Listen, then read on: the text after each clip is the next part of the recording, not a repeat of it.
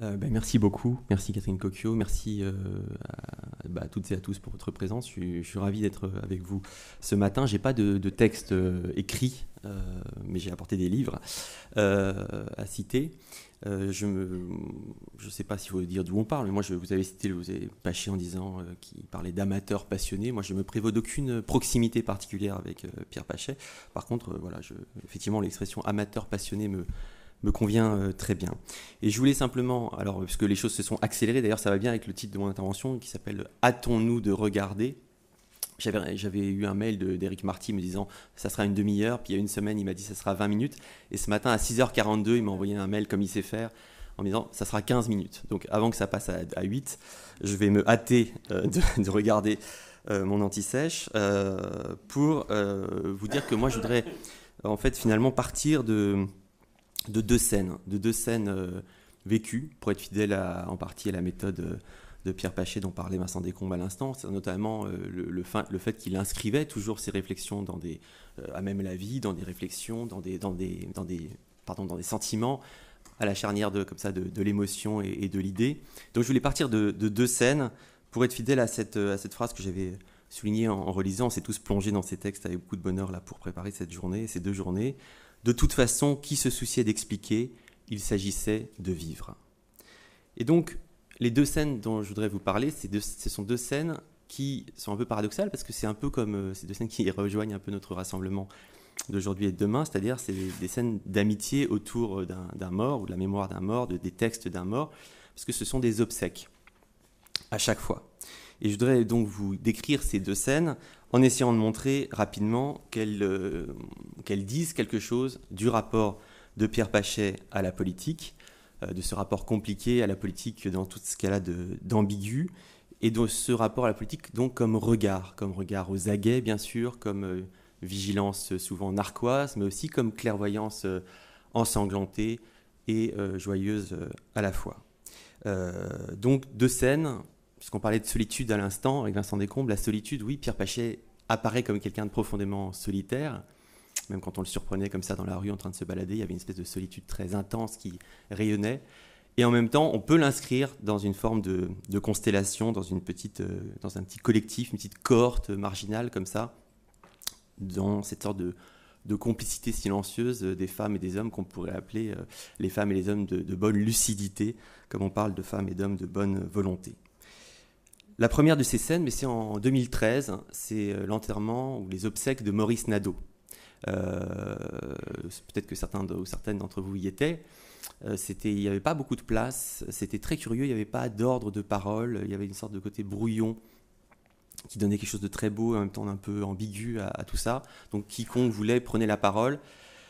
Pierre Pachet et moi, on faisait partie des gens qui étaient restés debout, qui étaient à côté, comme ça, debout. C'était un peu inconfortable, parce que c'était très long, puisque tout le monde pouvait parler. Et à un moment donné, il y avait un monsieur, dont j'ai oublié le nom, qui était un ancien cadre du Parti communiste, et qui s'est mis à raconter sur la période de l'occupation à peu près n'importe quoi. Et notamment sur les rapports entre, d'un côté, les communistes et ceux qu'on appelait, et qu'on appelle encore parfois les trotskistes, dont Maurice Nadeau, comme vous le savez, avait été. Et les trotskistes avaient dû affronter pendant cette période la double hostilité sanglante des forces d'occupation, des nazis, etc. Et puis aussi de ceux qu'ils appelaient les staliniens. Et donc ce monsieur disait quelque chose qui n'était pas le vrai. Il disait des choses il était dans une sorte de déni de ce qui s'était passé à l'époque. Et Pierre Pachet pestait dans son coin, je me souviens très bien, il avait une colère comme ça qui montait. Et à un moment donné, il a hurlé, il a dit « À bas les staliniens !» À bas les staliniens. Et moi, j'ai trouvé ça incroyablement culotté, quand même. On était c'était des obsèques, c'est un moment qui n'est pas n'importe lequel. Et en même temps, en disant ça, il ouvrait tout un monde, justement, un monde de regard lucide. C'est-à-dire, ce qui est en jeu là-dedans, c'est de ne pas laisser passer des choses, de ne pas laisser passer un certain déni, un certain silence, une certaine volonté de masquer le réel. Et il y avait tout un monde donc, qui s'ouvrait, le monde de l'occupation, le monde de la dissidence, de la rébellion, de l'hétérodoxie dans l'hétérodoxie. Et donc, de ce point de vue, moi je trouve ça très emblématique, c'est-à-dire on peut, rien qu'avec cette petite scène, inscrire Pachet dans ce petit collectif dont je vous parlais tout à l'heure, des femmes et des hommes de bonne lucidité, c'est-à-dire notamment dans le collectif de ce que Victor Serge... J'ai beaucoup relu Victor Serge juste à côté d'ici à la BNF récemment, et là, en me replongeant dans Pachet, j'ai vu 1000 résonances. Victor Serge parlait des hommes de minuit. Et donc, Pierre Pachet était un homme de minuit, de ces gens qui ont essayé de maintenir le socialisme au-dessus des boues. C'est à nouveau la formule de Victor Serge. Et il y a plein de choses comme ça qui résonnent, plein d'échos. Bon, évidemment, Pachet parlait de conscience férocement aux aguets. Il fallait entretenir une conscience férocement aux aguets. Et Victor Serge dit qu'il faut voir clair impitoyablement. Voilà, voir clair impitoyablement. Alors comme ça va très vite, je ne vais pas vous lire, mais j'avais apporté des choses juste pour faire rayonner Pachet à travers d'autres aussi. J'avais apporté cette lettre bien connue de Victor Serge à André Gide en mai 1936, qui se concluait par, je ne vais pas vous citer d'autres choses, mais rapidement, « Il se peut, cher André Gide, que cette lettre amère vous apprenne quelque chose. Je l'espère. Je vous conjure de ne point fermer les yeux, évidemment à l'égard de l'Union soviétique et des crimes staliniens. Voyez derrière les nouveaux maréchaux, les propagandes ingénieuses et coûteuses, les parades, les défilés, les congrès, la réalité d'une révolution atteinte dans ses œuvres vives et qui nous appelle tous à son secours. Concédez-moi qu'on ne lacère pas en taisant son mal ou en se voilant la face pour l'ignorer. » Voilà, Pierre Pachet, je pense, une partie de la politique de Pierre Pachet, en tant qu'elle s'inscrit dans l'affiliation de Victor Serge et d'autres, et de Lefort, bien sûr, qu'on a déjà cité, eh bien, se joue là. C'est quand même un truc très marginal, finalement, de ces gens qui ont essayé de maintenir cette tradition toute petite qui dit, voilà, pour sauver l'espérance d'émancipation, il ne faut pas se voiler la face, il faut regarder férocement et cruellement eh bien, les crimes qui sont commis au nom de cette espérance d'émancipation, et sinon on va dans le mur, on est en galère. Voilà. Et donc de ce point de vue, je pense que tout ça a l'air bien connu et banal, mais en fait, pas tant que ça, puisqu'aujourd'hui, on voit bien que beaucoup d'intellectuels ou de figures radicales ou radicales chic ou qui se réclament de l'émancipation ont évacué. C'est-à-dire que le titre, c'est « Hâtons-nous de regarder », c'est une formule de Pierre Pachet. Beaucoup de ces intellectuels aujourd'hui se hâtent de ne surtout pas regarder et surtout d'évacuer ceux qui se sont hâtés de regarder à une certaine époque.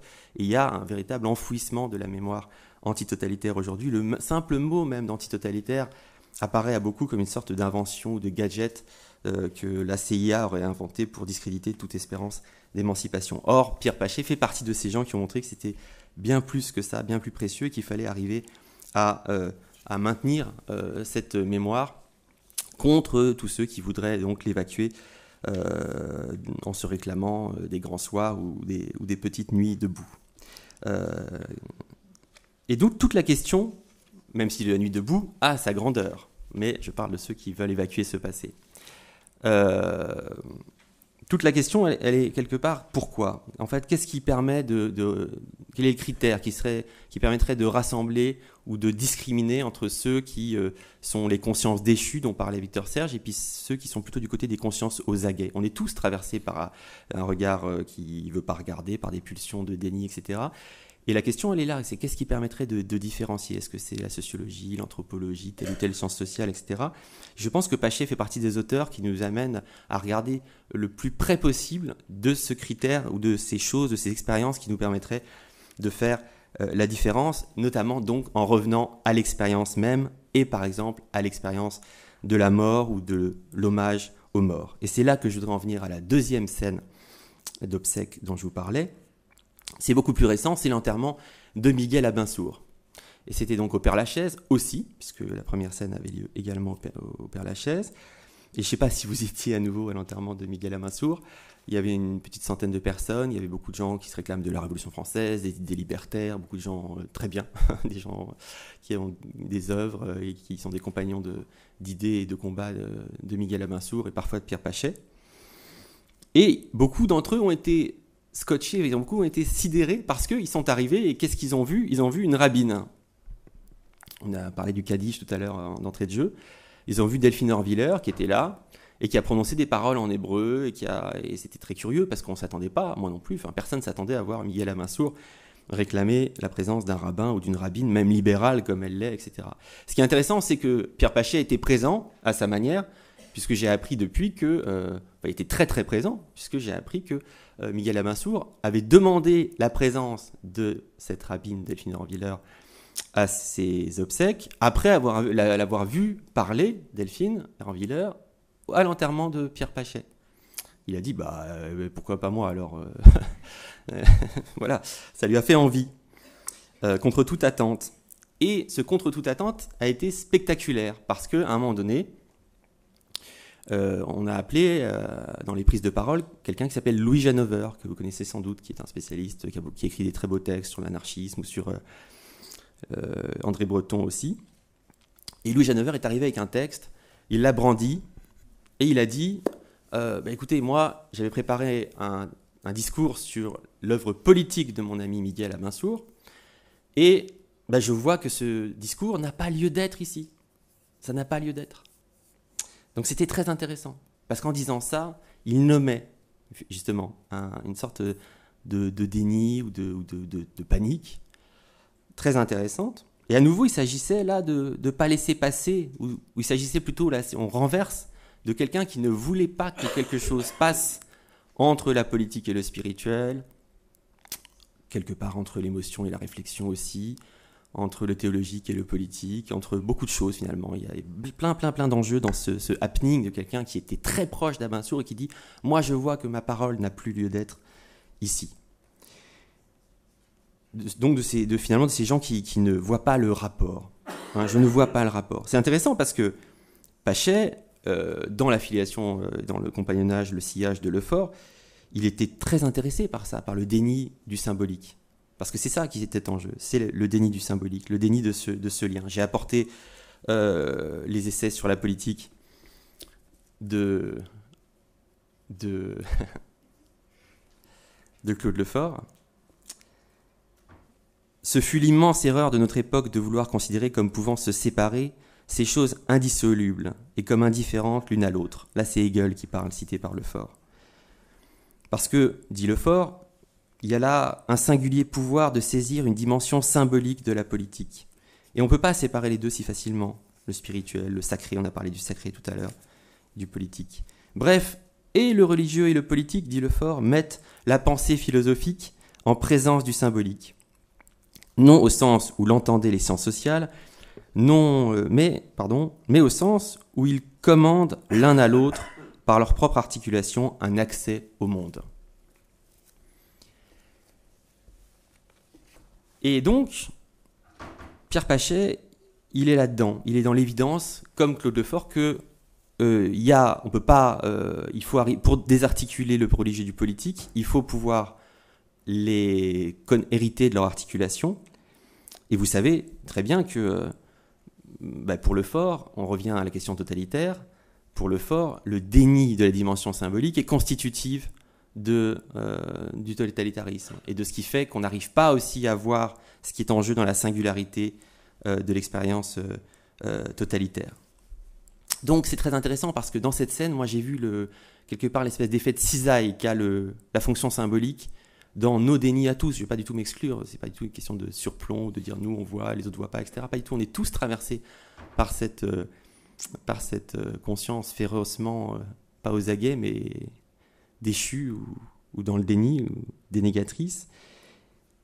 Et de ce point de vue, Pachet, comme Lefort, mais de façon moins théorique peut-être, a voulu perpétuer ce nœud extrêmement compliqué, extrêmement inquiétant aussi, du théologique et du politique, ou du spirituel et de l'antitotalitaire, quelque part. De ce point de vue, à nouveau, on pourrait l'appeler, comme Daniel Ben Saïd le faisait à propos de Benjamin, une sentinelle messianique. Voilà, quelqu'un qui passe son temps à essayer de garder sa conscience aux aguets, c'est une sentinelle messianique, en tant qu'elle a une relation, notamment, bien sûr, à la littérature, à tout ça qu'on va explorer pendant ces 2 journées, on ne peut pas tout dire là maintenant, mais notamment à cette question, donc, on ne sait pas trop comment la nommer, spirituelle, religieuse, du sacré, à la question juive aussi. C'est-à-dire avec 2 dimensions, et je voudrais terminer par là. D'abord une dimension viscérale, c'est-à-dire qu'un truc tout simple, très très simple, de la peur, du courage de l'enfance, auquel il revenait en permanence, Et quand il disait, voilà, c'est marrant, c'est très fort, ces moments où il parle de Simone Veil ou de tel ou tel auteur de philosophie, etc. Puis tout d'un coup, dans des crochets ou entre parenthèses, il dit, ah mais moi ça me rappelle avec mes parents à tel moment, etc. Enfin, c'est évident, c'est même pas ça me rappelle. Il n'y a même pas de ça me rappelle, ça vient comme ça, c'est boum, ça s'insère naturellement. Son expérience, sa mémoire, la mémoire des haines toutes prêtes, comme il les appelait, c'est-à-dire avant même qu'elles soient énoncées, elles sont là, il n'y a pas besoin. Mais quand on a un rapport au symbolique, on les sent, on sait les nommer. Et elles sont de diverses formes, évidemment, et elles visent plein de cibles différentes. Donc, le côté simplement viscéral de cette expérience, la mémoire de Pierre Pachet, les années de guerre, les haines toutes prêtes, j'attendais les catastrophes futures, les yeux grands ouverts, comme il l'écrivait. Voilà. Ça, c'est la dimension presque avant le discours, avant tout discours, viscéral de cette mémoire incorporée chez Pierre Pachet, et qui le maintient aux aguets. Et ensuite, il y a la dimension quand même, pas seulement... il y a la dimension, oui, sacrée, on en parlait tout à l'heure, avec Vincent Descombes. Cette façon, finalement, de se tourner vers le texte intérieur, le texte transmis de corps à corps, même quand finalement on l'ignore, même quand on n'en sait rien, ou quand on ne veut rien en savoir. Je voulais vous citer un passage, et après j'aurai terminé, un passage de l'autobiographie de mon père, qui est un passage très fascinant parce que là justement il y a une sorte d'éloge de la cécité ou des yeux fermés. Donc quelqu'un qui a structuré une partie de son rapport à la politique par la figure de la sentinelle et de la conscience aux aguets, et qui là on arrive à faire l'éloge, à dire finalement on voit peut-être mieux les yeux fermés, on y voit peut-être plus clair. Oui, le monde est à lire, donc c'est évidemment le père, mais oui, le monde est à lire, je n'en disconviens pas. Mais ce n'est pas de rester les yeux grands ouverts qui facilite la lecture. Il y a par exemple des textes sacrés. On apprend aux enfants l'alphabet qui ouvre ses livres. Ils se penchent dessus et s'y usent les yeux. Puis un jour vient où même les lunettes les plus puissantes ne peuvent rien pour les rapprocher des lettres. Et c'est dans le noir de la cécité qu'ils lisent les textes inscrits en eux-mêmes. Voilà, je voulais vous citer ce passage qui est pour moi assez fascinant, et qui dit que quelque part à la charnière de l'expérience intérieure, voilà le texte inscrit en eux-mêmes, à la charnière de ce texte intérieur et du texte sacré, ce qui se transmet souterrainement, ce qui est compliqué, et à nouveau c'est un mot qu'on n'ose pas utiliser, mais que lui a utilisé, alors que c'est tellement difficile de nommer ces choses-là, c'est le mot, c'est l'âme, en fait, la question de l'âme, comme étant à nouveau en position de cisaille, sur terrain de la politique antitotalitaire et des yeux qu'on doit garder ouverts. Et là, de ce point de vue, ça me fait... On fonctionne par association sauvage, comme ça. Moi, je pense qu'il y aurait une très belle étude à faire sur un papier, sur les résonances entre Pachet d'un côté et un autre voyant implacable qui s'appelle Bernanos, qui lui aussi aurait pu signer le baromètre de l'âme, qui passait son temps à parler très très bien de tout cela, des eaux dormantes et boueuses de l'âme, comme il disait, et qui examinait la haine, je le cite, sous le regard inaltérable de la conscience. C'est dans l'imposture.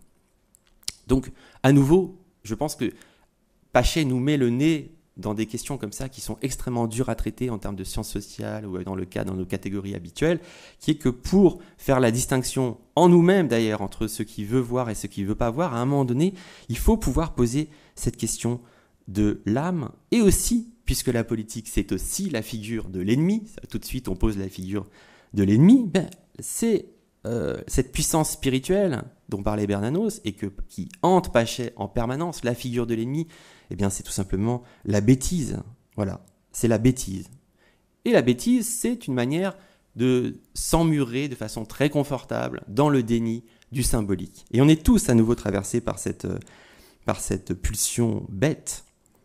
Et finalement, je pense que le grand combat, un des grands combats bien sûr, de Pierre Pachet, un des grands combats, une de ses grandes craintes, c'est-à-dire tout ce que j'ai dit là, ce rapport au spirituel, au texte sacré, etc., c'est pas seulement une méthode, c'est pas seulement... c'est comme ça, Derrida dans Judéité, Derrida disait, pour moi la judéité qui était très étrangère, il raconte comment il a été harponné par ça, par la question de l'antisémitisme, Derrida a dit, pour moi, la judéité, ça n'est pas seulement un levier méthodologique ou stratégique, c'est une chance, c'est l'expérience même, en fait, de la déconstruction. C'est pas une méthode, c'est l'expérience même de la déconstruction. Et dit-il, sa chance, sa menace, son destin, son séisme. Je pense qu'on peut dire exactement la même chose de Pierre Pachet. Je me souviens qu'on le rencontrait comme ça dans la rue. Je me souviens d'une rencontre devant les cahiers de Colette, rue Rambuteau, où il avait l'air à nouveau très solitaire, où il m'a harponné. On est allé déjeuner en face dans ce petit restaurant qu'il aimait beaucoup. Et j'avais été frappé par cette curiosité absolument frontale et par les mots qu'il avait eus à l'époque sur la bêtise, puisqu'il voyait beaucoup de ses amis s'emmurer dans cette mauvaise pulsion. Et donc je pense que aussi bien, que dans ce rassemblement d'amitié et de fidélité qui est le nôtre pendant aujourd'hui et demain, je pense que une des choses importantes, c'est de garder en tête ce rapport à une conscience férocement aux aguets pour toute politique d'émancipation possible, et aussi d'avoir en tête ce combat pour la reconquête de la dimension symbolique des choses, et ce combat contre la bêtise avec cette citation, et je voudrais terminer par là, dont la portée était inséparablement intime, spirituelle et politique chez Pachet, qui disait, et on revient à la scène inaugurale des obsèques, « Je ne crains pas vraiment la mort, plutôt la bêtise sans recours ». Voilà, merci beaucoup.